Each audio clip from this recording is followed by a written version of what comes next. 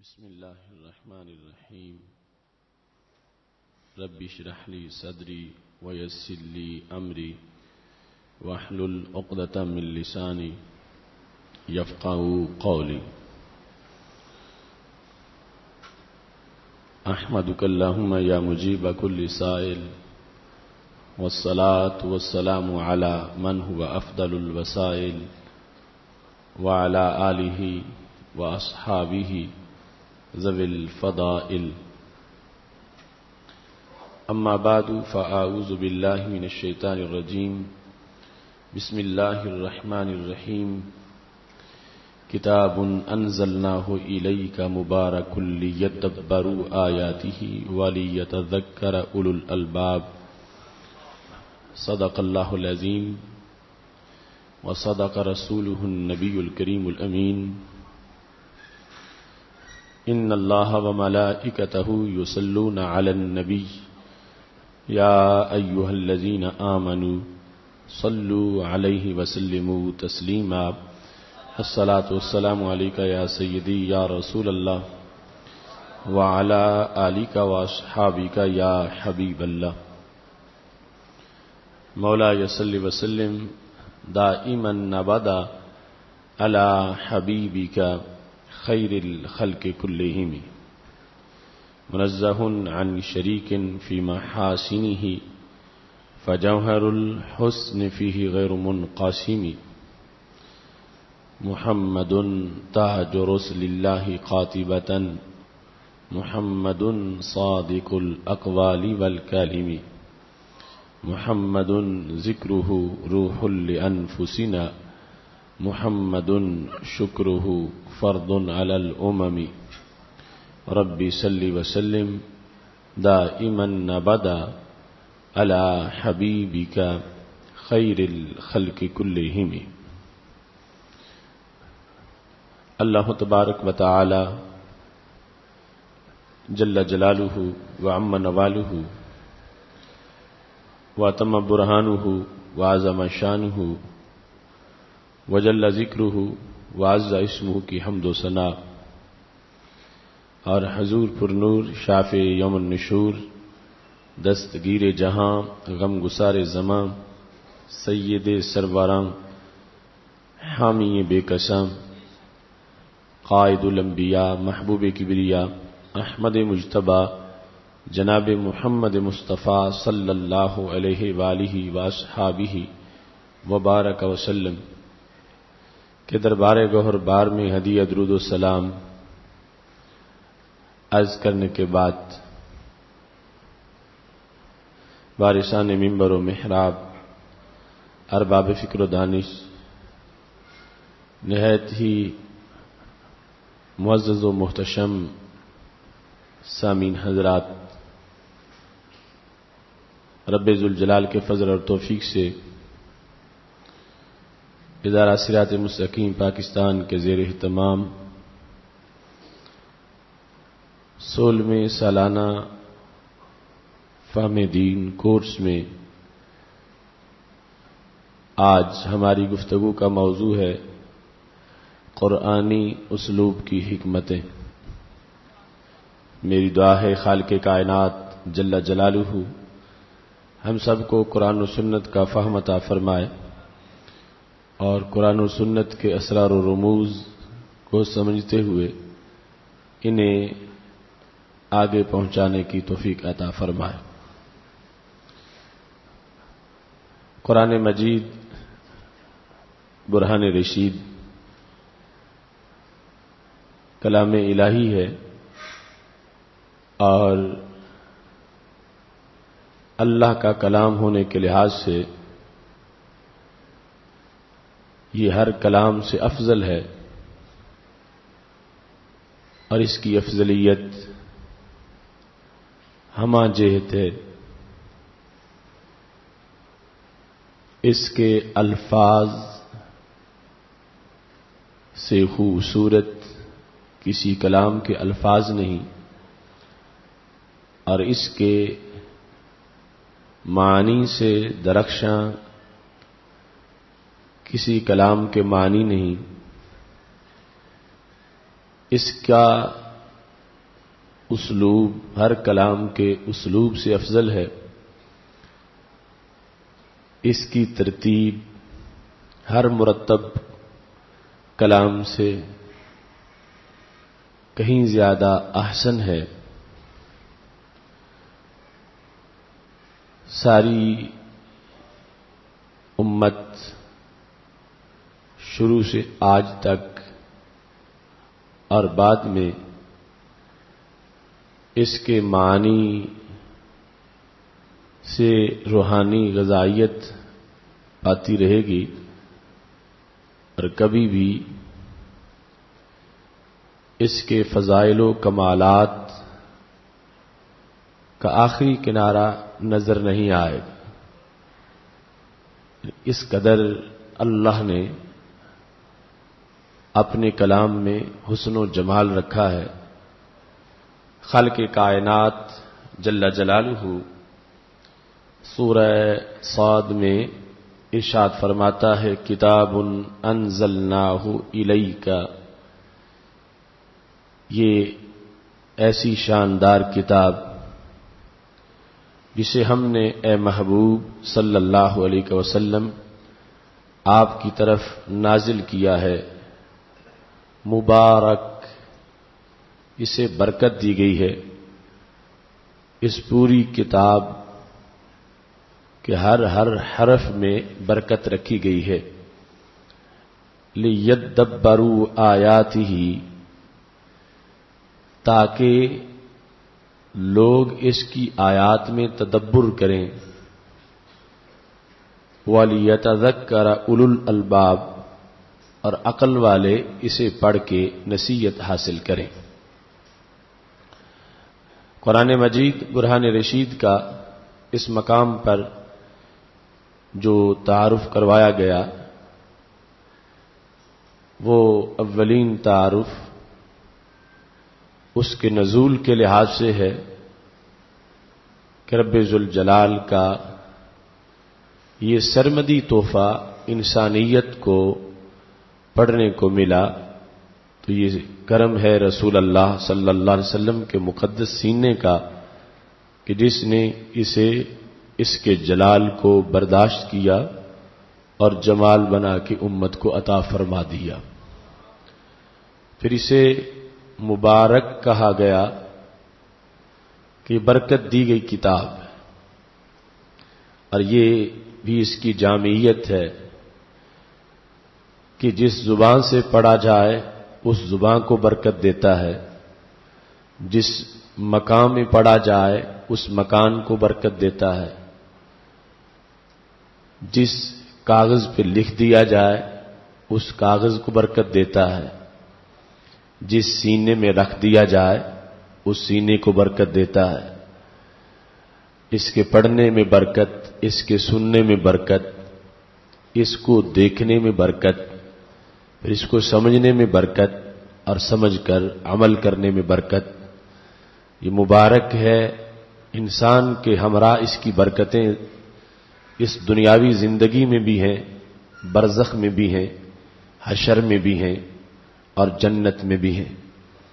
یہ ہمہ جہت برکت، یہ خود پڑھیں تب بھی برکت، کسی کے لیے پڑھیں تب بھی برکت۔ رب ذوالجلال نے اس کو مبارک قرار دیا۔ لِيَدَّبَّرُوا آیَاتِهِ، اللہ فرماتا ہے میں نے جو محبوب اس کو تم پہ نازل کیا اور برکتیں دیں تاکہ لوگ اس میں تدبر کریں۔ تو خالق کائنات جل جلالہ نے نزول قرآن کی حکمت اور جو مقصد تھا اس کو تدبر کی شکل میں بیان کیا کہ اس کو بھلایا نہ جائے، اس کو غلاف پہنا کر رکھ نہ دیا جائے کہ جسے نہ کوئی پڑھے نہ مطالعہ کرے، بلکہ یہ کتاب اتری ہی تدبر کے لیے ہے کہ اس کے لفظ و معنی میں تدبر کیا جائے، اور پھر فرمایا اس لیے نازل کی تاکہ عقل والے نصیحت پکڑیں۔ یعنی یہ نظام زندگی ہے، یہ ضابطہ حیات ہے، یہ رہنما ہے، یہ بندوں کی رہنمائی کرنے والی کتاب ہے، تو اس کا مقصد رہنمائی ہے اور لوگوں کو اس کی طرف متوجہ کیا گیا تاکہ لوگ اپنے مسائل کا حل اس سے تلاش کریں۔ قرآن مجید برہان رشید میں جو تدبر کا سلسلہ، یہ بھی ایک بڑا طویل سلسلہ ہے اور یہ بھی اس کی عظمت و کمال کی بہت بڑی دلیل ہے۔ آج ایک بڑے سے بڑے ادیب کے جملے اور بڑے سے بڑے مصنف کی تحریر، اس کو دو چار آدمی جس وقت پڑھ لیں اور پھر ماہرین جو اس زبان و ادب کی مہارت رکھتے ہیں اسے ایک مرتبہ دیکھ لیں تو دوسری تیسری مرتبہ پھر اس میں تدبر کے لیے کچھ نہیں بچتا کہ اب اس سے کیا ڈھونڈیں گے، کیا نکلے گا۔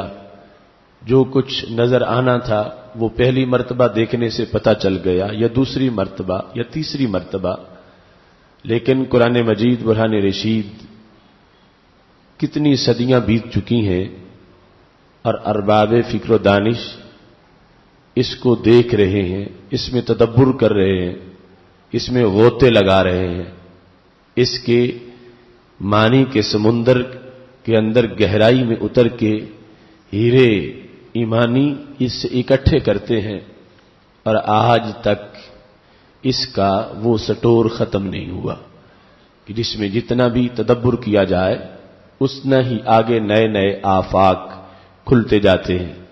اللہ نے اسے تدبر کا دسترخوان بنایا اور تدبر کے لیے رب ذوالجلال نے اسے غذا بنایا، اور دیکھو صحابہ کرام علیہم رضوان نے کتنا اس میں تدبر کیا، اور جب تابعین کا زمانہ آیا تو پھر بھی ابھی ان کے لیے بھی بہت کچھ باقی تھا۔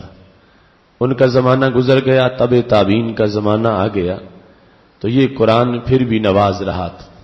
کتنی صدیاں بیت چکی ہیں، آج بھی اس کے اسرار و رموز اور تدبر کی بنیاد پر اس سے جو انسان کو غذائیت میسر آتی ہے وہ بہو اس میں موجود ہے، اور یہی فرمان تھا رب ذوالجلال کا حضرت موسیٰ علیہ السلام کو حلیۃ الاولیاء میں جس کا ذکر ہے، فرماسالو کتاب احمد بین الکتب کا بوائن فیہ لبن کلما مخطہ اخرجت زبدۃ، اے میرے کلیم میں اپنے حبیب حضرت محمد مصطفیٰ صلی اللہ علیہ وسلم کو ایسی کتاب دوں گا جس کتاب کی مثال ایسے برتن کی ہے جو برتن دودھ سے بھرا ہوا ہو، اور کیسا دودھ ہے؟ فرمایا جو بھی بلوئے گا وہ مکھن ضرور نکال لے گا۔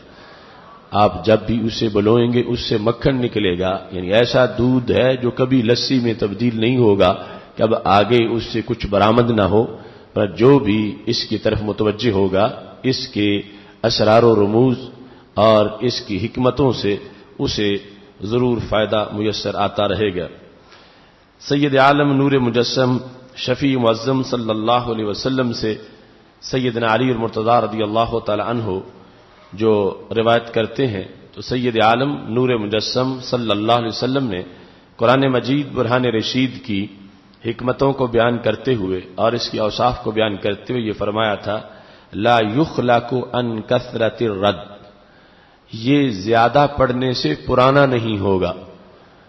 اس کی یہ صفت ہے کہ باقی کلاموں سے لوگوں کے دل بھر جاتے ہیں، اکتا جاتے ہیں، اور اس کی ہمیشہ تڑپ سینوں میں موجود رہے گی، اور کثرت رد یعنی زیادہ پڑھنے کی بنیاد پر اس کے اندر کوئی بوسیدگی پیدا نہیں ہوگی، اور یہ روشن اور زندہ حقیقت ہے کہ قرآن مجید سے بڑھ کے کوئی کتاب دنیا میں نہیں پڑھی جاتی۔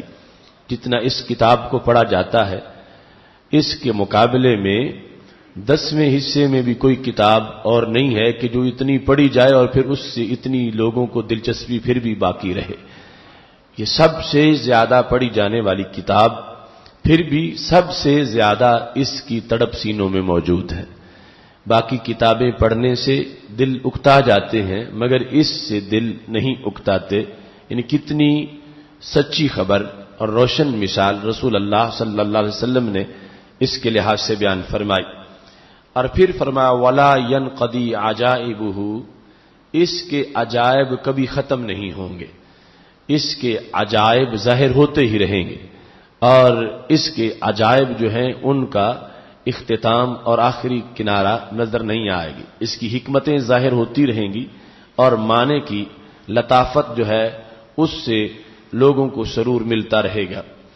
آج کی ہماری گفتگو وہ انہی قرآنی حکمتوں اور اسلوب قرآن سے متعلق ہے کہ جس میں ہم یہ سمجھیں گے کہ قرآن مجید برہان رشید کے ہر حرف میں حکمت ہے، اور یہ جو آیات میں کہیں واو کا حرف ہوتا ہے، کہیں واو کا حرف نہیں ہوتا، کہیں واو ہے، کہیں فا ہے، کہیں ثمہ ہے، یہی کہیں صرف نارن ہے، کہیں ان نار ہے، کہیں رب ذوالجلال ایک ہی بات کو کرتے ہوئے ایک لفظ پہلے ذکر کرتا ہے، پھر اسی بات کو بیان کرتے اس لفظ کو بعد میں ذکر کرتا ہے. تو یہ چیزیں یہ واضح کرتی ہیں کہ یہ اللہ کا کلام ہے، کہ ہر چیز ہر حرف میں حکمت ہے. یعنی ایسا نہیں معاذ اللہ کے چند الفاظ تھے ان کو کلام بنا کے ایک معنی ادا کرنا تھا. یہ ہر عربی جاننے والا تو اس طرح کی گفتگو کر سکتا ہے، اس طرح کا کلام لکھ سکتا ہے کہ جس میں اس نے فعل کا ذکر کر دیا، فاعل کا ذکر کر دیا، مفعول کا ذکر کر دیا، ایک جملہ خبریہ بنا دیا، ایک اپنی طرف سے اس میں پیغام دے دیا. مگر اسے کلام الہی کیوں نہیں کہا جاتا؟ یہ حکمتیں جو قرآن کی ہیں یہ واضح کرتی ہیں کہ بندے کا کلام اور ہوتا ہے اور مولا کا کلام اور ہوتا ہے. یعنی آج اس غلط فہمی پر امریکہ الفرقان کا ایک مجموعہ تیار کر کے اور وہ یہ سمجھتا ہے کہ میں قرآن کا مقابل پیش کر رہا ہوں، جبکہ یہ بڑی دور کی بات ہے. قرآن مجید برہان رشید کا اسلوب صرف ایک سطر قرآن مجید کی سامنے رکھی جائے، دنیا کا کوئی کلام اس کے مقابلے میں پیش ہی نہیں کیا جا سکتا. اتنی جامعیت رب ذوالجلال کے کلام کے ہر جملے میں، یہاں تک کہ ہر حرف میں موجود ہے. اب یہاں مثال کے طور پر واو ہے، اور بار بار یہ قرآن مجید میں اس کو استعمال کیا جاتا ہے. ان الذین آمنوا وعملوا الصالحات، بے شک وہ لوگ جو ایمان لائے اور انہوں نے نیک کام کیے. یہ واو کا استعمال، اس کی قرآن مجید برہان رشید میں حکمتیں دیکھو. ایسا نہیں کہ کہیں واو رکھ دیا کہیں واو نہیں رکھا، جہاں رکھا ہے رکھنے کی وجہ، جہاں نہیں رکھا نہ رکھنے کی وجہ. قرآن مجید برہان رشید میں اس کو اچھے طریقے سے بیان کیا گیا ہے. مثال کے طور پر 24واں پارہ ہے، سورہ مومن ہے. رب ذوالجلال نے اس میں یہ بیان کیا ہے کہ کس طرح جنتی جنت کی طرف جائیں گے اور جہنمی جہنم کی طرف جائیں گے. رب ذوالجلال نے اس مقام پر اہل جنت کے جنت کی طرف جانے کا اور جہنمیوں کو جہنم کی طرف لے جانے کا جو ذکر سورہ زمر میں کیا 24ویں پارے کے اندر، تو خالق کائنات جل جلالہ ارشاد فرماتا ہے وسیق الذین کفروا الی جہنم زمرا، اور چلا دیا گیا کافروں کو جہنم کی طرف گروہ در گروہ. حتی اذا جاؤہا، یہاں تک کہ جب وہ اس جہنم کے پاس پہنچ جائیں گے، فتحت ابوابہا، تو جہنم کے دروازوں کو کھول دیا جائے گا. وقال لہم خزنتہا، اور جہنم پر جو فرشتے مامور ہیں داروغہ جہنم کے، وہ ان سے کہیں گے الم یاتکم رسل منکم، کیا نہیں آئے تھے تمہارے پاس تم میں سے رسول؟ تو یہ آگے ان سے گفتگو ہوگی. یہاں پر رب ذوالجلال نے جو ان کے جہنم کی طرف جانے کا ذکر کیا تو حتی اذا جاؤہا فتحت ابوابہا، کہ جب وہ جہنم کے پاس پہنچیں گے تو دروازے جہنم کے کھول دیے جائیں گے. یہاں واو کا استعمال نہیں کیا کہ ہوتا وفتحت، حتی اذا جاؤہا فتحت ابوابہا، اور جب جنتیوں کا ذکر اللہ کرتا ہے اسی مقام پر بعد میں تو اللہ فرماتا ہے وَسِيقَ الَّذِينَ اتَّقَوْا رَبَّهُمْ إِلَى الْجَنَّةِ زُمَرًا، جو پرہیزگار ہیں رب سے ڈرنے والے انہیں جنت کی طرف گروہ در گروہ چلایا جائے گا. حتی اذا جاؤوہا، جب یہ جنت کے پاس پہنچ جائیں گے، وفتحت ابوابها. اب یہاں پر رب ذوالجلال نے واو کا استعمال کیا. بات ایک طرح کی ہے، ایک ہے جہنمیوں کا جہنم کی طرف جانا اور ایک ہے جنتیوں کا جنت کی طرف جانا. جب جہنمیوں کا ذکر کیا حتی اذا جاؤوہا فتحت ابوابها کہا، اور جب جنتیوں کا ذکر کیا گیا تو حتی اذا جاؤوہا وفتحت ابوابها. یہ ہے یعنی درمیان میں ایک جگہ پہ واو ہے اور دوسری جگہ واو نہیں ہے. جہنمی جب جہنم کے دروازے تک پہنچے گے تو یہاں پر واو کا ذکر نہیں کیا، اور جنتی جب جنت کے دروازے پہ پہنچیں گے تو یہاں ان کے پہنچنے کے بعد جو دروازے کھلے ہیں تو وہاں وفتحت ابوابها کہا گیا ہے.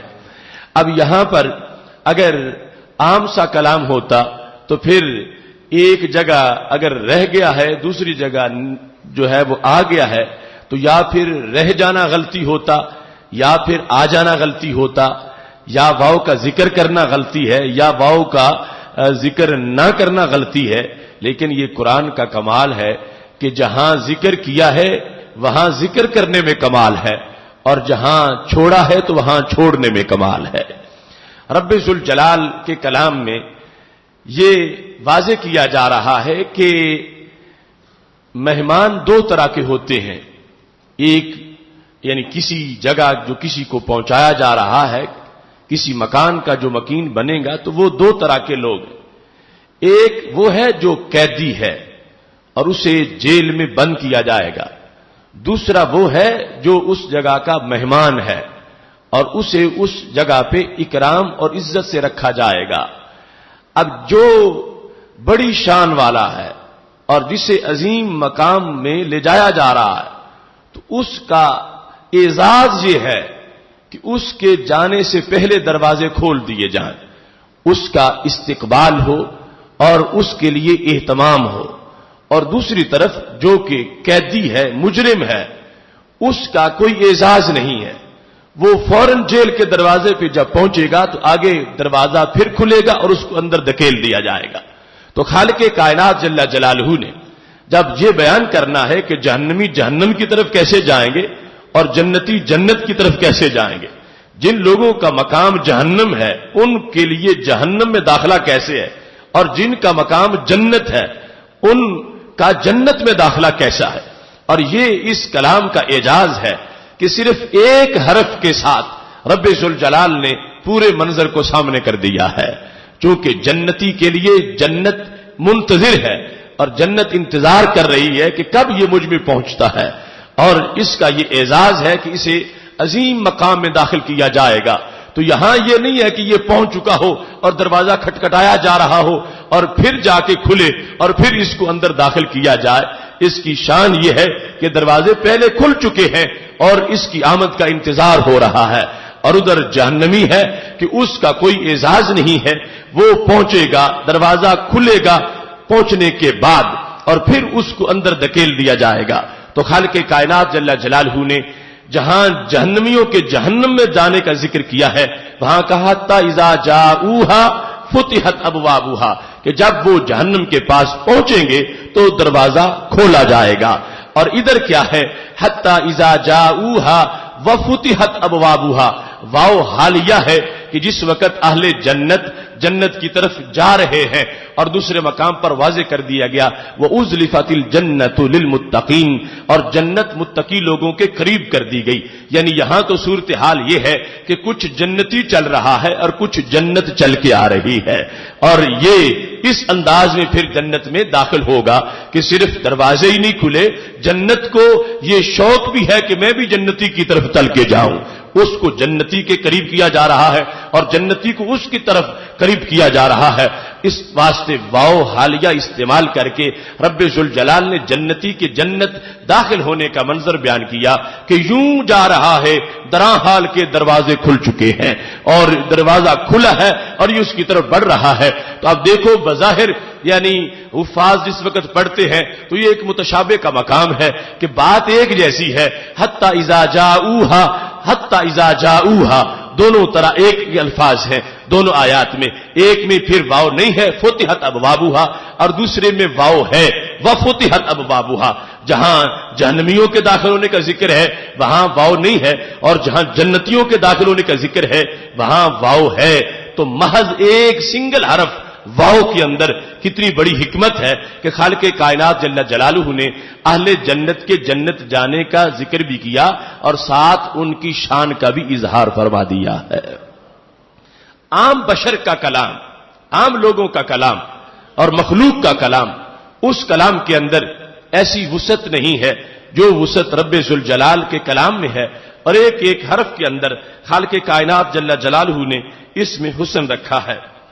دوسرا، یہ قرآن مجید برہان رشید کے آغاز میں سورہ بقرہ میں جس وقت آپ تلاوت کرتے ہیں اولئک علی ھدی من ربہم واولئک ھم المفلحون، اب اللہ نے جنتی لوگ اور نیک لوگ جو ہے ان کی شانیں بیان کر کے کہ ان میں یہ شان بھی پائی جاتی ہے، یہ بھی پائی جاتی ہے، قرآن پر بھی ایمان رکھتے ہیں، غیب پر بھی ایمان رکھتے ہیں، نماز بھی پڑھتے ہیں، زکوٰۃ بھی دیتے ہیں، یہ چیزیں بیان کر کے خالق کائنات نے خلاصہ یہ بیان کر دیا اولئک علی ھدی من ربہم واولئک ھم المفلحون، یہی لوگ ہیں جو اپنے رب کی طرف سے ہدایت پر ہیں اور یہی لوگ ہیں جو کہ کامیابی پانے والے ہیں۔ اب یہاں دو جدا جدا باتیں ہیں، ایک ہے ہدایت پہ ہونا اور ایک ہے کامیاب ہونا۔ اب ان کے درمیان رب ذوالجلال نے واو کو استعمال کیا ہے، اولئک علی ھدی من ربہم، ایک بات ختم ہوئی، واولئک ھم المفلحون، دوسری بات سے پہلے درمیان میں واو کا استعمال کیا، جبکہ قرآن مجید کے دوسرے مقام پر ایسے ہی اولئک کو 2 بار استعمال کیا گیا ہے، لیکن خالق کائنات جل جلالہ نے وہاں ساتھ واو کا جو ہے وہ ذکر نہیں کیا۔ جیسے سورہ اعراف میں رب ذوالجلال ارشاد فرماتا ہے، آیت نمبر 179 ہے، خالق کائنات جل جلالہ نے وہاں پر یہ بات ذکر کرتے ہوئے کہ جس وقت فرمایا وَلَقَدْ ذَرَأْنَا لِجَهَنَّمَ كَثِيرًا مِنَ الْجِنِّ وَالْإِنسِ، کہ جہنم کے لیے ہم نے بہت سے جن اور انسان پیدا کیے، لہم قلوب لا یفقہون بہا، ان کے دل ہیں مگر دلوں سے سمجھتے نہیں، ولہم اعین لا یبصرون بہا، ان کی آنکھیں ہیں مگر ان سے دیکھتے نہیں، ولہم آذان لا یسمعون بہا، ان کے کان ہیں مگر ان سے سنتے نہیں۔ اب یہ بدبخت لوگوں کی علامتیں بیان کر کے آگے ان کا رزلٹ اللہ نے بیان کیا، اولئک کالانعام بل ہم اضل، یہ ڈنگروں کی طرح ہیں بلکہ ان سے بھی برے ہیں، اولئک ہم الغافلون، اور یہی غفلت والے ہیں۔ اب یہاں پر ان لوگوں کی یہ علامتیں بیان کر کے کہ کان ہیں مگر سنتے نہیں، مطلب کیا؟ حق نہیں سنتے، ویسے تو وہ بہرے نہیں، حق نہیں سنتے، آنکھیں ہیں حق نہیں ان کی آنکھیں دیکھتی، اور ان کے دل ہیں مگر وہ دل سمجھ والے نہیں ہیں۔ ان کا جو رزلٹ بیان کیا گیا تو وہ بھی 2 جملوں میں، جیسے وہاں تھا نا اولئک علی ھدی من ربہم واولئک ھم المفلحون، یہاں پر خالق کائنات نے فرمایا اولئک کالانعام بل ہم اضل اولئک ھم الغافلون۔ اب اس میں توجہ کی ضرورت ہے، یعنی اس سے لطافت اور مٹھاس اللہ کے کلام کی محسوس ہوتی ہے۔ یہاں پر وہی مقصد تو ہے کہ جن لوگوں کا پہلے تذکرہ کیا برے لوگوں کا، ان کا رزلٹ بیان کر دیا جائے کہ یہ کیسے ہیں اور ان کو کیا ملے گا، ان کی حیثیت کیا ہے۔ اولئک کالانعام بل ہم اضل، یہاں تک ایک بات آ گئی، اولئک ہم الغافلون یہ ساتھ دوسری بات آ گئی۔ یہاں واولئک کیوں نہیں کہا گیا؟ جیسے وہاں تھا اولئک علی ھدی من ربہم واولئک ھم المفلحون، وہاں پہلے اولئک کے بعد جب دوسری مرتبہ اولئک کا استعمال کیا گیا تو وہاں پہلے واو کو استعمال کیا گیا پہلے پارے کے اندر، اولئک علی ھدی من ربہم واولئک ھم المفلحون. لیکن 9ویں پارے کے اندر سورہ اعراف میں رب ذوالجلال نے جس وقت یہ بات آیا تو خالق کائنات فرماتا ہے اولئک کالانعام بل ھم اضل اولئک ھم الغافلون. اب یہاں پر واولئک کیوں نہیں اور وہاں اس طرح کیوں نہیں کہ اولئک علی ھدی من ربہم کے بعد واو کاٹ دیا جاتا اولئک ھم المفلحون ہوتا؟ اب بات ایک طرح کی ہے، یعنی اسلوب جو ہے کہ کچھ لوگوں کی پہلے کچھ علامتیں بیان کر کے پھر ان کا حکم بیان کرنا، تو پھر اسلوب ایک طرح کا ہوتا، جبکہ رب ذوالجلال نے پہلے پارے میں جو اسلوب رکھا نیک لوگوں کے بیان کے بعد ان کی شان کا وہاں واو استعمال کیا ہے، اور جو 9ویں پارے میں جہنمیوں کا ذکر کیا اور ان کی جو نشانیاں ان کو بیان کرنے کے بعد حکم بیان کیا تو وہاں رب ذوالجلال نے واو کا استعمال نہیں کیا. اب اگر عام کلام ہوتا تو پھر یہ بھی کہا جا سکتا تھا بس کہیں یاد رہا واو تو لکھ دیا، کہیں بھول گیا تو نہیں لکھا، جبکہ رب ذوالجلال کا کلام اور رب ایسی باتوں سے پاک ہے. ایسے ہی کہیں کہا جاتا بس واو ایک حرف ہے، کہیں لکھ دیا جاتا ہے کہیں نہیں لکھا جاتا. اگر عام کلام ہوتا تو پھر ایسے کہہ دیا جاتا.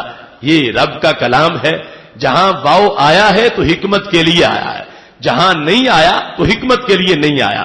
اور اس سے یعنی آپ اندازہ کریں کہ خالق کائنات جل جلالہ کے کلام میں کتنی عمدگی ہے اور ہر حرف کے اندر رب ذوالجلال نے کتنی حکمتیں اس میں رکھی ہوئی ہیں. اب اس کا جواب دونوں جگہ جو اسلوب ہے یہی ہونا چاہیے تھا. پہلے پارے میں جو واو استعمال کیا تو کرنا چاہیے تھا، کرنے میں کمال ہے، اور 9ویں پارے میں جہاں واو استعمال نہیں کیا تو حال کا تقاضا یہ تھا کہ واو کو استعمال نہ کیا جاتا. کیوں؟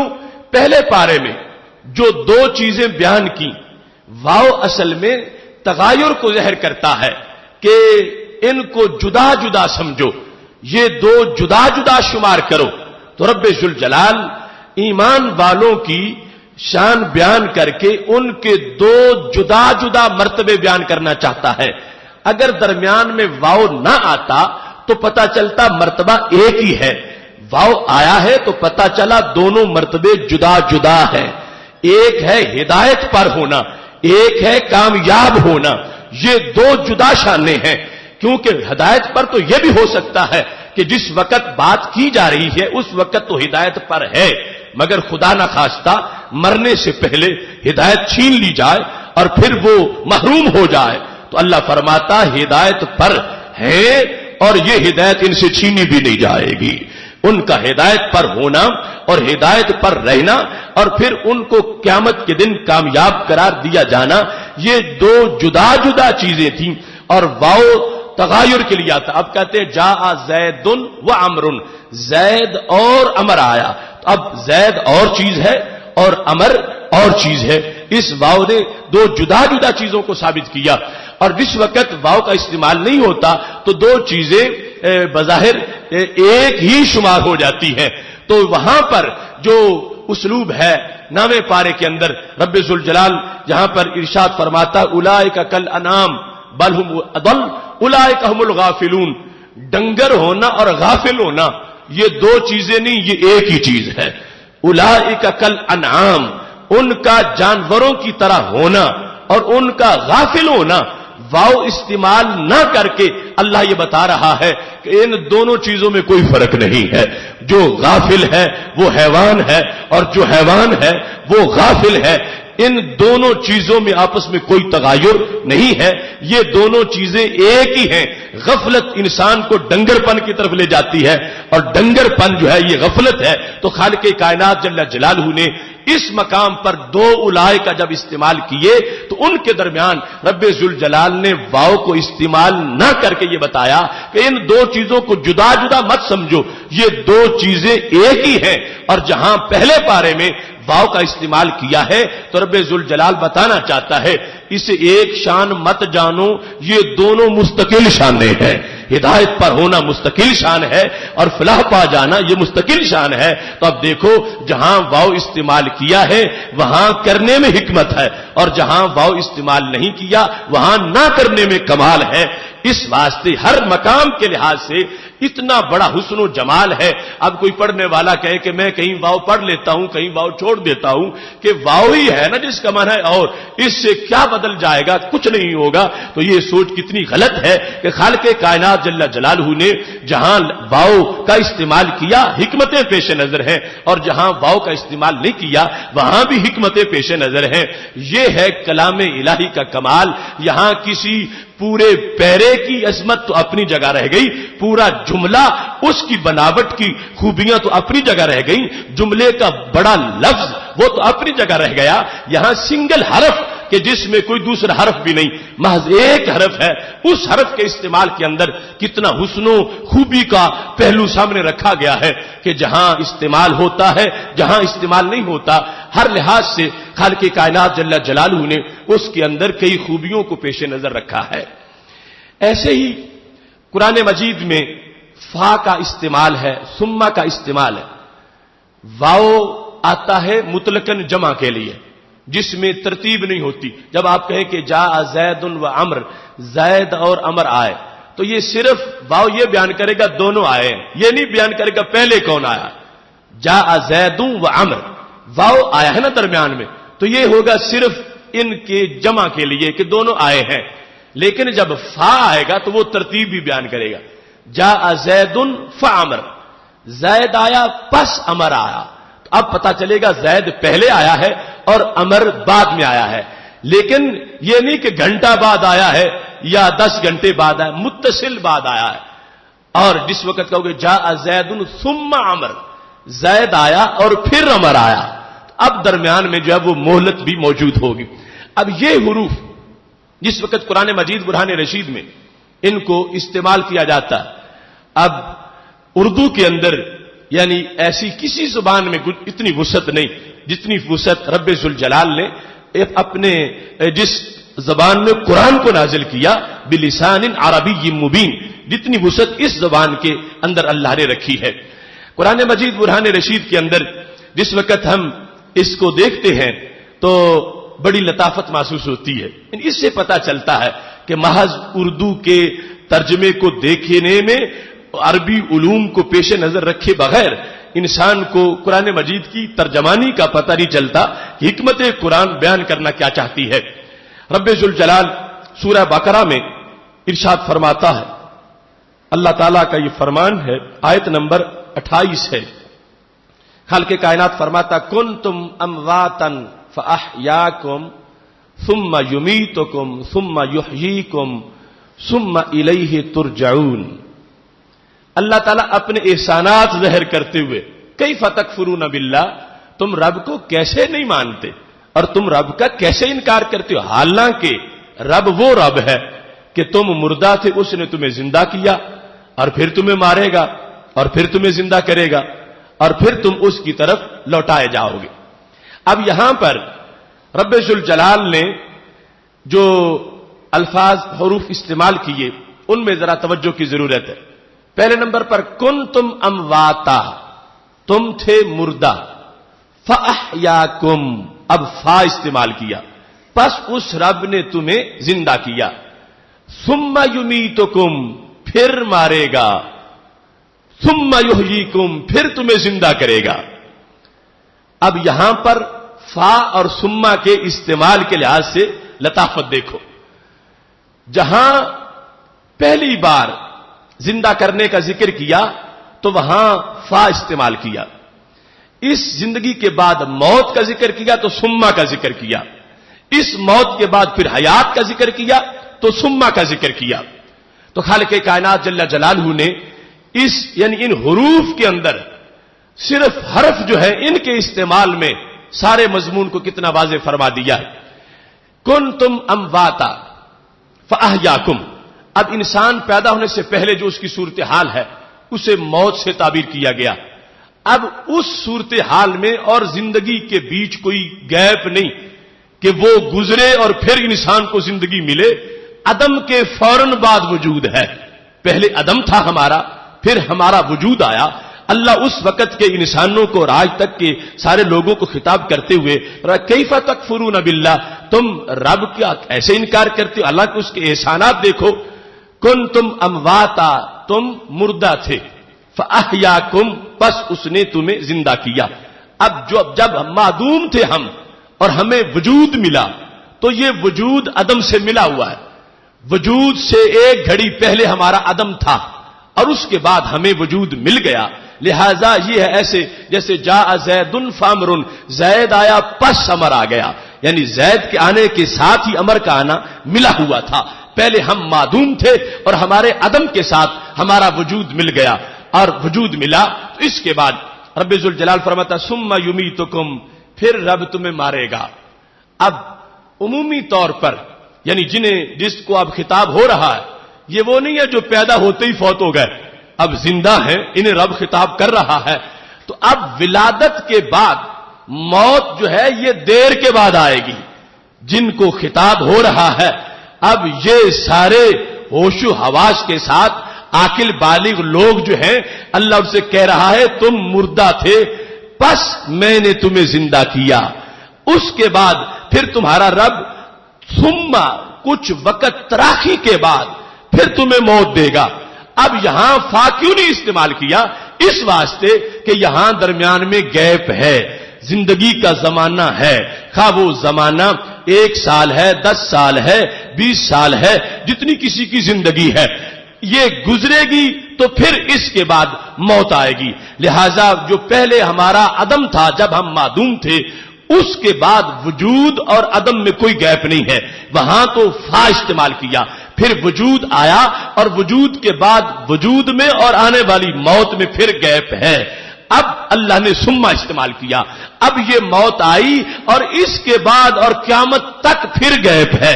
तो फिर रब्बे जुल जलाल जो दूसरी हयात देगा, वहां अल्लाह ने फिर सुम्मा का इस्तेमाल फरमाया।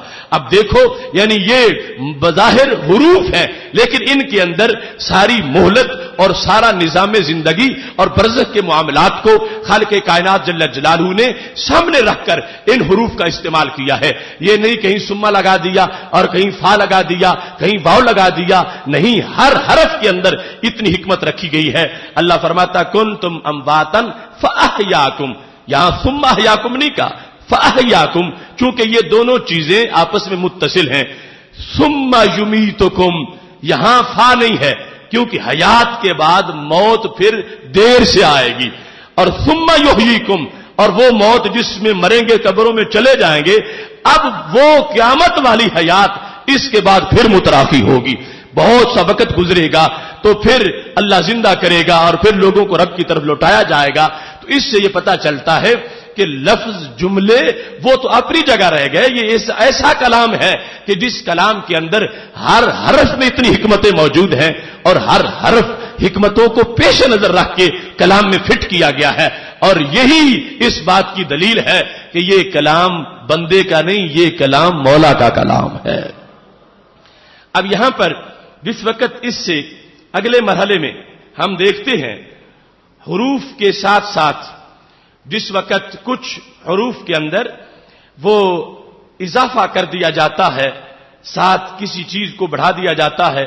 मिसाल के तौर पर एक है नार और एक जगह है अन्नार, दोनों ही कुरान में। तो या अन्नार आम कलाम होता तो कह देते, या फिर अन्नार कहना सही था या नारन कहना सही है। ये अन्नार एक जगह पे वही बात दूसरी जगह बयान कर दी है, तो वहां नारन है। ऐसा उसलूब क्यों है?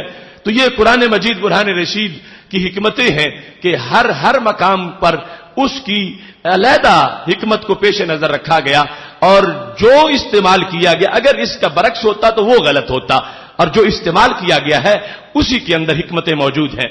मिसाल के तौर पर पहले पारे के अंदर जब रब्बे जुल जलाल इरशाद फरमाता है, पहला पारा, व इन कुंतुम फी रैबिम मिम्मा नज़्ज़लना अला अब्दिना फातू बिसूरतिम मिन मिस्ली वदऊ शुहदाकुम मिन दूनिल्लाहि इन कुंतुम सादिकीन, कि जो हमने अपने अब्द पे नाजिल किया, अगर तुम्हें इस बारे में शक है तो फिर इसकी सूरत की तरह की सूरत बना के ले आओ, अपने गवाह तुम बुला लो अगर तुम सच्चे हो।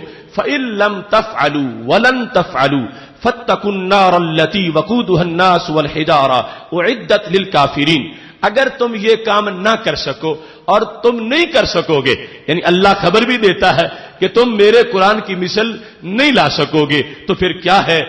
بچو اس آگ سے جس کا ایندھن لوگ اور پتھر ہیں، اعدت للکافرین، جسے کفار کے لیے تیار کیا گیا ہے۔ اب یہاں پر خالق کائنات جل جلالہ فرماتا فتقوا النار، فتقو علیحدہ ہے اور النار علیحدہ ہے، ملا کے پڑھتے ہیں تو پڑھتے ہیں فتقوا النار، بچو تم آگ سے جس آگ کا ایندھن انسان اور پتھر ہے۔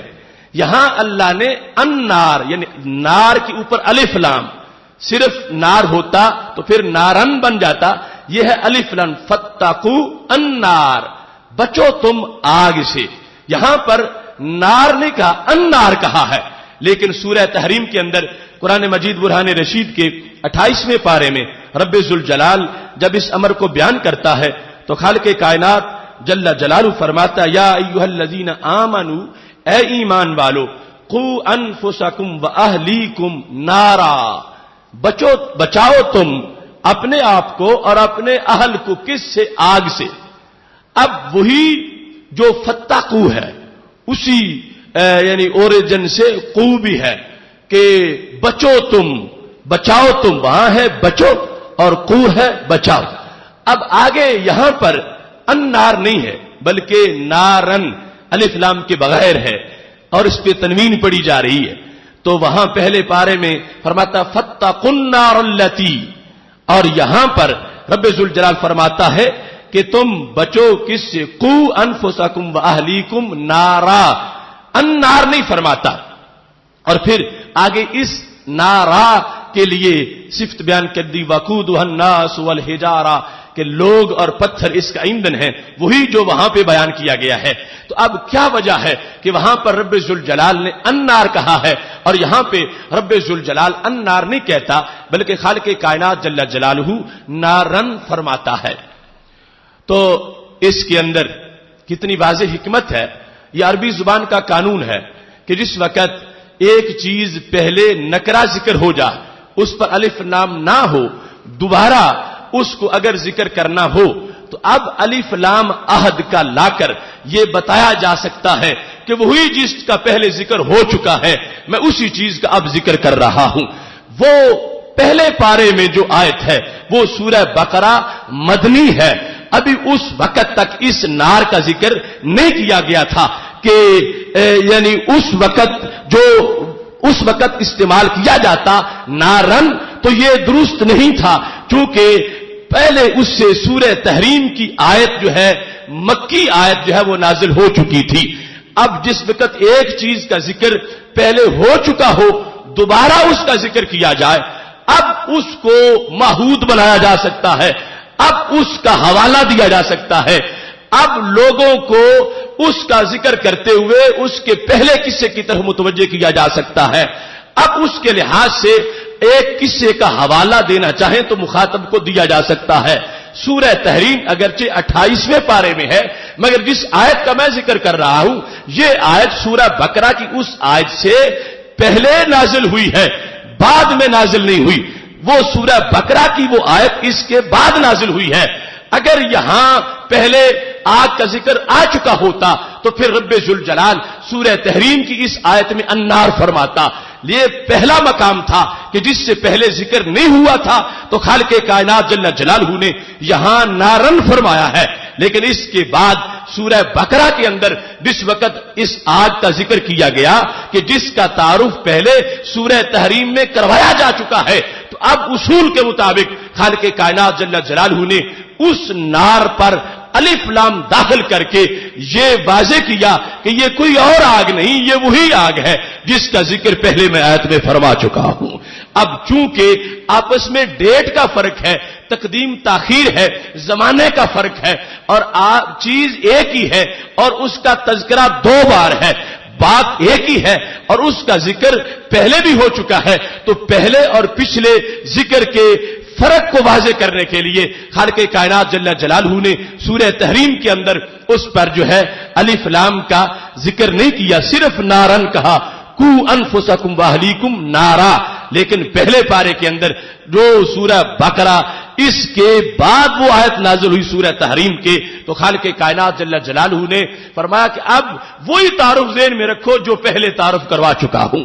اب اس کی طرف متوجہ کرنے کے لیے خالق کائنات جل جلالہ نے اب سورہ بقرہ کے اندر الف لام استعمال کر کے فاتقوا النار التي وقودها الناس والحجارہ کہا، تو یہ ہے وہ اسلوب قرآن کہ جس میں خالق کائنات جل جلالہ لفظوں کے ساتھ ساتھ تاریخ کی طرف بھی متوجہ کر رہا ہے، اپنے احکام کی ترتیب اور زمانے کی طرف بھی متوجہ کر رہا ہے۔ اور یہ جو لغت کے لحاظ سے کہا جاتا ہے کہ جو صلہ ہوتا ہے اس کا پہلے علم ہونا چاہیے، پھر وہ صلہ بن سکتا ہے۔ جس طرح کہ اردو زبان میں تم کہتے ہو کہ وہ آیا ہوا ہے کہ جس نے فلاں کتاب لکھی ہے، اب اگر لوگوں کو پہلے پتا ہو کہ وہ کتاب لکھنے والا ہے تو پھر وہ تمہاری بات کو سمجھ سکیں گے، اور اگر پہلے اس کا تعارف موجود نہ ہو تو پھر اس کو بطور صلہ اس کی اس حیثیت کو بیان کرنا درست نہیں ہے۔ تو خالق کائنات جل جلالہ کے کلام میں بھی فاتقوا النار التي وقودها الناس والحجارہ کے اندر جو پہلے تعارف ذکر کر دیا گیا تھا اسی کی طرف اشارہ کر کے اسے بطور صلہ کے عربی گرامر کے لحاظ سے استعمال کیا گیا، اور وہاں اعتراض نہیں ہو سکتا اس واسطے کہ خالق کائنات نے الف لام کا وہی استعمال کیا جو ضابطہ اس وقت کی رائج عربی زبان کے اندر موجود تھا۔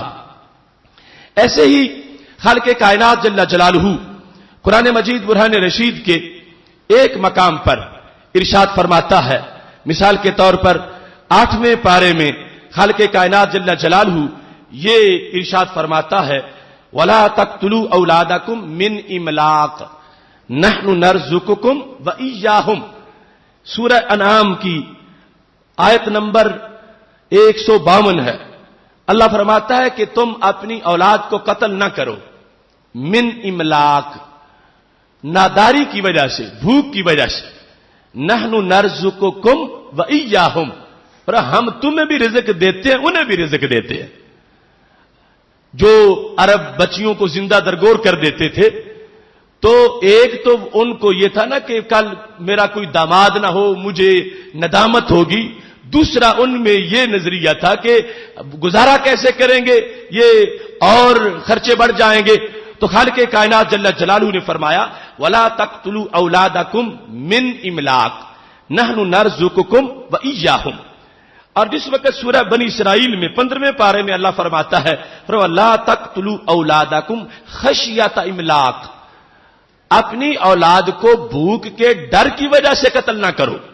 اب یہاں لفظ خشیہ بڑھا دیا، 8ویں پارے میں ہے لا تقتلوا اولادکم من املاق، اور 15ویں میں ہے ولا تقتلوا اولادکم خشیۃ املاق۔ اس کے بعد فرمایا نحن نرزقہم وإیاکم، ہم انہیں بھی رزق دیتے ہیں تمہیں بھی رزق دیتے ہیں۔ تو اب دو فرق ہیں، ایک تو یہ ہے کہ 8ویں پارے میں صرف من املاق ہے، خشیہ نہیں ہے لفظ اس میں، اور آگے کیا ہے اللہ فرماتا ہے تمہیں بھی رزق دیتے ہیں انہیں بھی رزق دیتے ہیں، اور 15ویں میں کہتا ہے انہیں بھی دیتے ہیں تمہیں بھی دیتے ہیں۔ یعنی 8ویں میں جو والدین ہیں اولاد کے انہیں پہلے رکھا، نحن نرزقکم وإیاہم، ہم تمہیں بھی دیتے ہیں اور انہیں بھی دیتے ہیں، اور 15ویں میں کہتا ہے نحن نرزقہم وإیاکم، انہیں بھی دیتے ہیں اور تمہیں بھی دیتے ہیں۔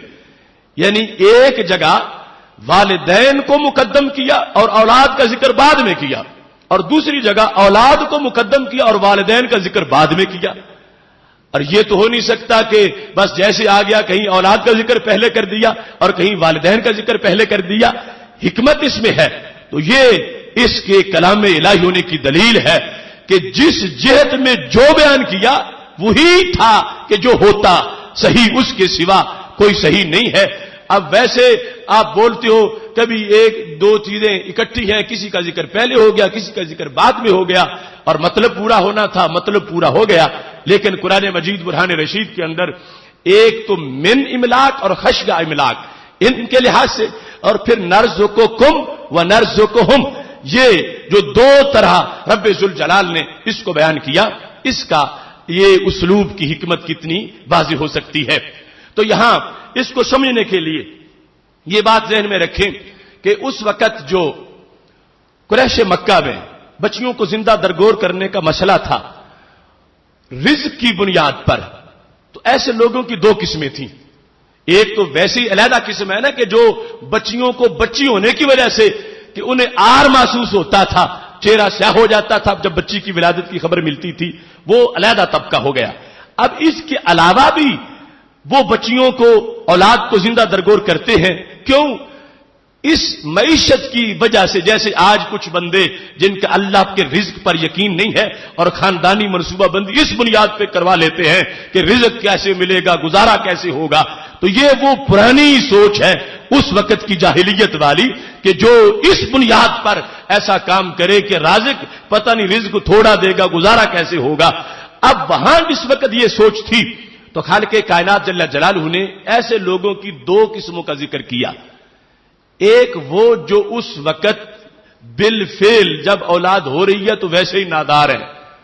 دوسرے کہ اس وقت تو نادار نہیں لیکن انہیں خدشہ ہے کہ آگے بچے زیادہ ہوں گے تو پھر ہم نادار ہو جائیں گے.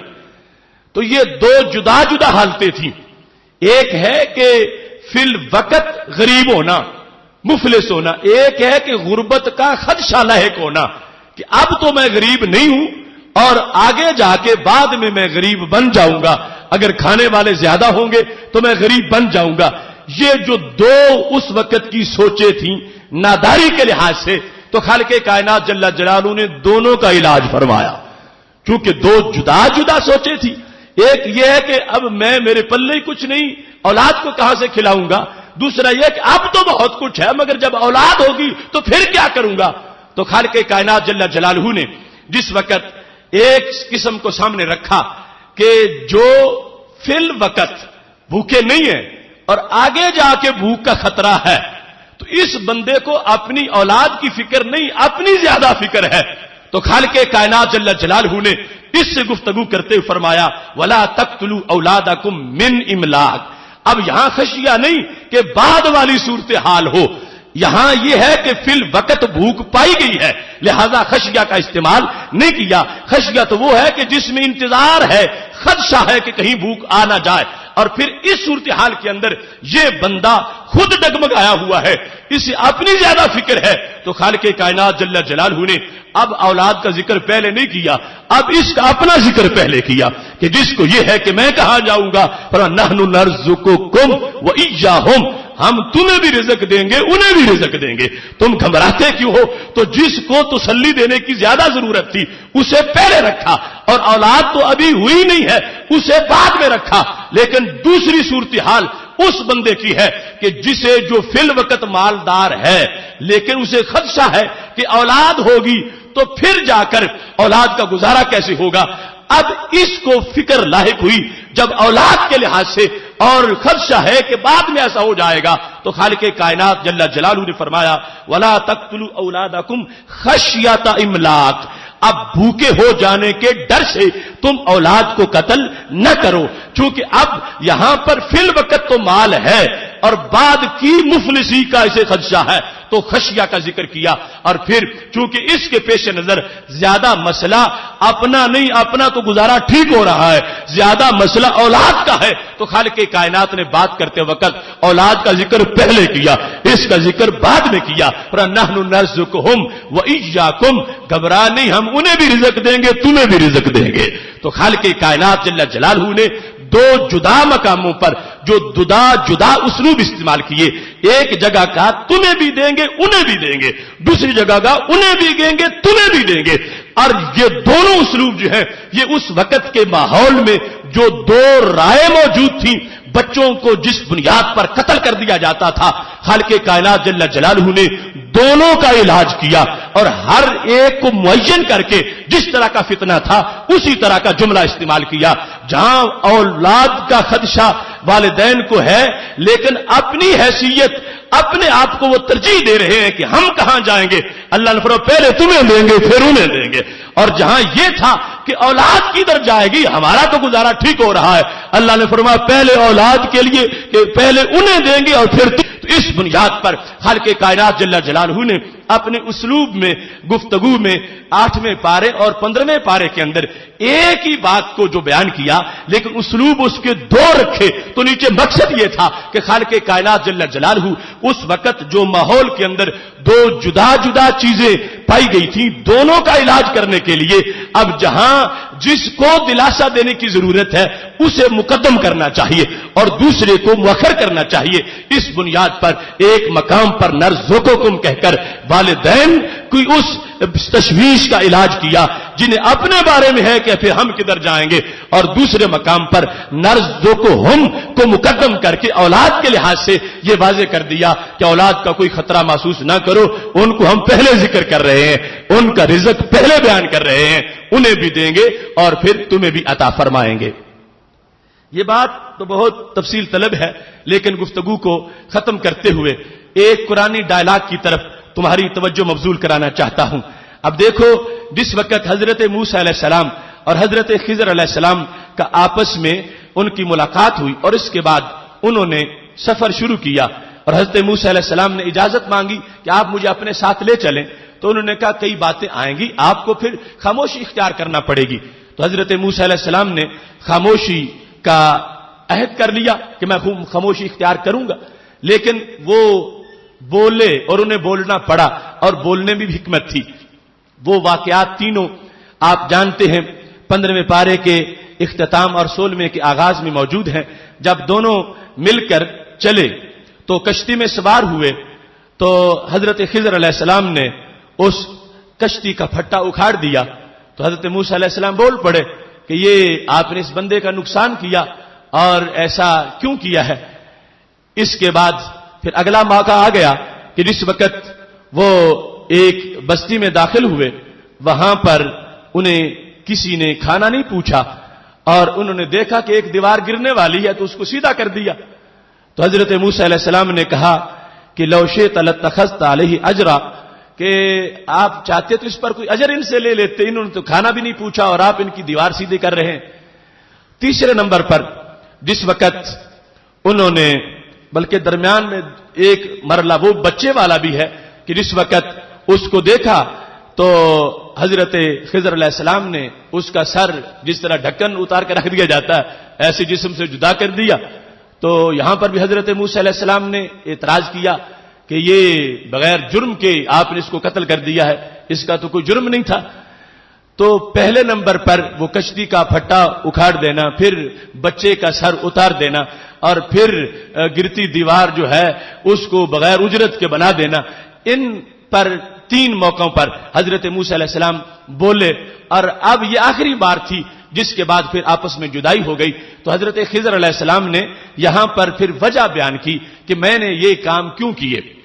تو وجہ بیان کرتے وقت جو انہوں نے جملے بولے اس کے اندر انہوں نے کہا اما السفینہ تو فکانت لمساکین یعملون فی البحر، جہاں تک کشتی کا معاملہ ہے تو وہ مسکین بچوں کی کشتی تھی جو کہ سمندر میں اپنی روزی کمانے کے لیے سواریاں لے جاتے تھے۔ تو میں نے اس لیے پھٹا اکھاڑ دیا تھا کہ آگے بادشاہ ظالم کھڑا تھا، ہر ظالم کشتی وہ چھین لیتا تھا، جس کو کوئی عیب ہوتا تھا اسے نہیں چھینتا تھا اور ظالم چھین لیتا تھا۔ تو میں نے ان کا بھلا کرتے ہوئے پھٹا اتار دیا تاکہ کشتی تو پاس رہے، پھٹا تو پھر بھی لگ جائے گا۔ اگر پھٹا نہ اترا ہوتا تو وہ کشتی ان بچوں سے چھینی جاتی اور وہ مسکین تھے، تو میں نے ان کا بھلا کرتے ہوئے یہ کام کیا ہے۔ پھر فرمایا جہاں تک وہ بچے کا معاملہ ہے تو فرمایا وہ بچہ میں دیکھ رہا تھا کہ اتنا بدبخت ہے، بڑا ہو کر والدین کی ہلاکت کا سبب بنتا، تو میں نے کہا کہ اسے ختم کیا جائے، اللہ اس کی جگہ انہیں اچھا بچہ عطا فرما دے گا۔ تو میں نے اس کے والدین کو کی بہتری کے لیے ایسا یہ کام کیا۔ تیسرے نمبر پر فرمایا وہ جو دیوار بنانے کا مسئلہ ہے تو فرمایا وہ 2 یتیم بچوں کا خزانہ اس کے نیچے دفن تھا، ان کا ابا بہت نیک تھا، اور اب یہ اگر دیوار گر جاتی خزانہ ظاہر ہو جاتا اور وہ بچے ابھی اس لائق نہیں تھے کہ حفاظت کر سکتے تو ان کا سب کچھ لٹ جاتا۔ تو میں نے دیوار سیدھی کر دی کہ اتنے میں بچے بالغ ہو جائیں گے اور پھر خزانہ نکال لیں گے اور انہیں کسی طرح کے نقصان کا سامنا نہیں کرنا پڑے گا۔ اب ان کا جس وقت ان جوابات کی طرف انہوں نے اشارہ کیا تو لفظ جدا جدا استعمال کیے. جس وقت یہ بیان کیا وہ کشتی والا مسئلہ تو کہا فَأَرَدْتُ أَنْ أَعِيبَهَا، میں نے ارادہ کیا کہ میں کشتی کو عیب لگاؤں. دوسرے نمبر پر جب بچے والی بات آئی کہتا ہے فَأَرَدْنَا أَنْ يُبْدِلَهُمَا رَبُّهُمَا، ہم نے ارادہ کیا کہ اللہ ان کو اس بچے کی جگہ اور بدل کر دے دے. یہاں ہے ارادنا، پہلے ارادتو میں نے ارادہ کیا، ارادنا ہم نے ارادہ کیا. اور تیسرے نمبر پر جب دیوار بنانے کا مسئلہ آیا تو وہاں کیا کہتے ہیں فَأَرَادَ رَبُّكَ، تمہارے رب نے ارادہ کیا. اب اپنے تین کاموں کو بیان کرتے وقت ایک جگہ کا ارادتو میں نے ارادہ کیا، دوسری جگہ ارادنا ہم نے ارادہ کیا، اور تیسری جگہ ارادہ ربُّكَ تیرے رب نے ارادہ کیا. اب کیے کام تو سارے خود ہی ہیں، سب میں یہ کیوں نہیں کہا کہ رب نے ارادہ کیا، یا سب میں یہ کیوں نہیں کہا کہ میں نے ارادہ کیا، یا سب میں یہ کیوں نہیں کہا کہ ہم نے ارادہ کیا؟ تو اسلوب قرآن مجید کا یہ واضح کرتا ہے کہ اصل یہ تینوں کام جو ہے ان کی حیثیت جدا جدا ہے. اگرچہ باطن میں نفس الامر میں تو سارے ٹھیک ہیں، لیکن ظاہر کے لحاظ سے ان میں کیٹاگریز موجود ہیں. ظاہری طور پر جس وقت دیکھیں تو وہ جو پھٹا توڑنے والا معاملہ ہے اس کے اندر جو ہے وہ صرف فساد ہی فساد ہے ظاہر کے اندر، اور اس کے بعد جو بچے والا معاملہ ہے اس میں کچھ فساد ہے کچھ اصلاح ہے ظاہر کے لحاظ سے، اور جو تیسرا ہے دیوار بنانے والا وہ صرف اصلاح ہی اصلاح ہے، اس میں کسی طرح کا ظاہر میں بھی کوئی فساد نہیں ہے. تو یہ ہے گفتگو کرتے وقت کہ جب رب ذوالجلال کے لحاظ سے بات کرنی ہے، جب کوئی ایسی چیز ہے کہ جس میں ظاہر میں اعتراض ہے تو اسے اپنی طرف منسوب کر لیا، اور جب کچھ اصلاح بھی ہے تو اس لحاظ سے مشترکہ صیغہ بول لیا، اور جب صرف اصلاح ہی اصلاح ہے اور اس میں کوئی فساد نہیں ہے تو پھر حالانکہ کام خود کیا ہے منسوب اپنے رب کی طرف فرما دیا ہے. فَأَرَادَ رَبُّكَ، تمہارے رب نے ارادہ کیا. تو اب یہ ہے یعنی ایک جھلک اس موضوع کی. پورا قرآن یہ کئی قسطوں حصوں میں بیان کرنے والا موضوع ہے، لیکن اس کو مختصر سی ایک جھلک کے طور پر آج اس کورس میں پیش کرنے کا مقصد یہ ہے کہ یہ قرآن کتنی توجہ کے لائق ہے. اس میں توجہ کریں تو کتنی وسعتیں ہیں، کتنے موتی ہیں، کتنے ہیرے ہیں، کتنی لطافتیں ہیں، اور پھر کتنا اس کے اندر ذوق اور لذت ہے، اور اس کی آیات کے اندر رب ذوالجلال نے کتنے اسرار رکھے ہیں. اور یہ اللہ کا کلام ہے تو یہ لائق ہے کہ پھر اس کے ایک ایک حرف پہ انسان اپنی سوچ کو اعتکاف کرائے، ایک ایک جملے پر کئی کئی گھنٹے اپنی زندگی بسر کر دے، اس میں توجہ کرتے ہوئے تدبر کرتے ہوئے، اس واسطے کہ خزانہ ایسا ہے اور ذخیرہ ایسا ہے کہ جس میں ورق تو ورق رہا، سطر تو سطر رہ گئی، لفظ تو لفظ رہ گیا، جس کے حرف حرف کے اندر اتنی لطافت ہے، اتنی لذت ہے اور اتنی حکمتیں موجود ہیں. آج اس قرآن سے بے رخی کا مظاہرہ کیا جا رہا ہے، اور اس قرآن کو ناظرہ پڑھنے سے بھی کئی لوگ محروم ہیں، اور آگے معاملات حکمتوں کے جاننے کے تو بڑے دور کے ہیں. اس واسطے آج کے اس ماحول میں ہمیں عہد کرنا چاہیے کہ ہم جو ناظرہ نہیں پڑھے ہوئے وہ ناظرہ پڑھیں، کچھ نہ کچھ صورتیں ضرور حفظ کریں، اس کے بعد اس کی گرامر اور اس کے ترجمے کے لحاظ سے، اس کے مضمون اور مفاہیم اور مطالب کے لحاظ سے ہمیں اس سے اپنا ربط قائم کرنا چاہیے. چونکہ جس کے پاس خزانہ ہو اسے پتا ہونا چاہیے کہ خزانے میں کیا کچھ موجود ہے، تاکہ اسے مایوسی نہ ہو، اسے پریشانی نہ ہو. آج کا وہ مسلمان جو امریکہ کی چمک دیکھ کے پریشان ہو جاتا ہے، اس کی بیماری کا علاج یہ ہے کہ وہ دیکھے کہ اس کے خزانے میں پڑا ہوا کیا ہے، اس کے پاس کیا موجود ہے، کتنی چمک والی کتاب اس کو اللہ نے عطا فرمائی ہے. اس واسطے ہمیں وقت نکال کے قرآن مجید کے ان اسرار و رموز کی طرف متوجہ ہونا چاہیے. اللہ سب کو توفیق عطا فرمائے. وآخر دعوانا ان الحمد للہ رب العالمین.